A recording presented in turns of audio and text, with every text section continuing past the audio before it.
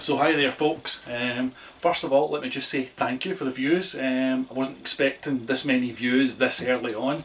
It's still in the low teens, but it's still nice, so thank you for checking out the channel, and thank you to those that have subscribed to either the blog or to the YouTube channel. So today what I'm going to be doing is going over a tandoori spice mix tandoori paste. I'll be making it into the paste because I'm going to be making some tandoori seitan and I want this to rub into it, but you can also use it just as a spice mix, a masala, if that's where you want to go with it, and it's just stopping a stage earlier. Both will be covered in the instructions on how to do it. It's worthwhile doing though. Again, it's dead simple, doesn't take long, but there's just so much more oomph to the flavour than buying it out of the stuff that you get in supermarkets. It's just much nicer. So let's crack on and get this done.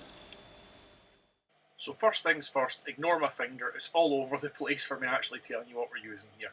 If we are making the rub, we're using half the spices that are shown on the list here. If we're making the paste, we're using the spice quantities as shown. So we need fenugreek 1 teaspoon, coriander 2 teaspoons, paprika 10 teaspoons, Kashmiri mirch 1.5 teaspoons, garam masala 2 teaspoons, cumin 2 teaspoons, turmeric 2 teaspoons, and our ginger powder 2 teaspoons.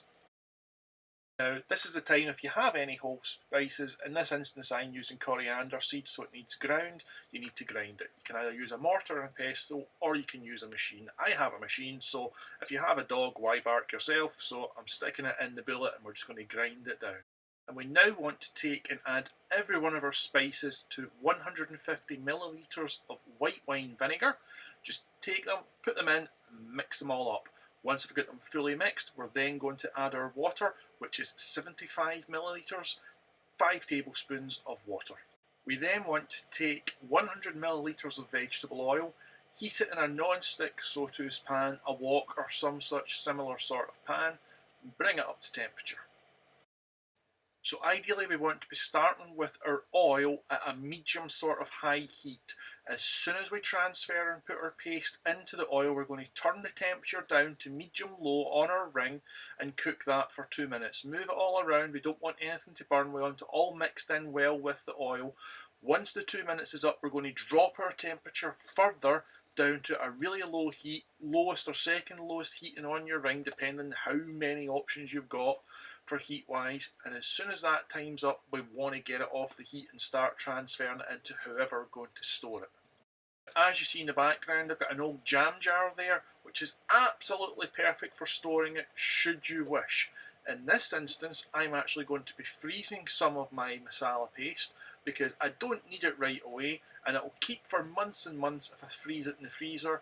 Each of the ice cube holders there hold half a tablespoon. They're just the perfect size and shape.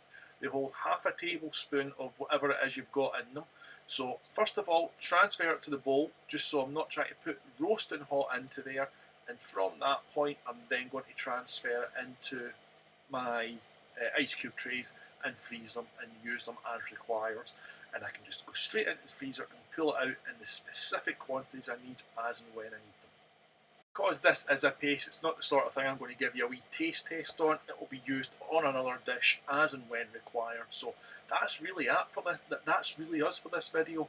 As I said at the beginning, you can also make a dry mix where this time you'll be roasting the spices rather than putting them in the oil. I'll put both sets of instructions down in the doobly blue below. But thanks for watching. Take care guys. All the best. Stay safe out there.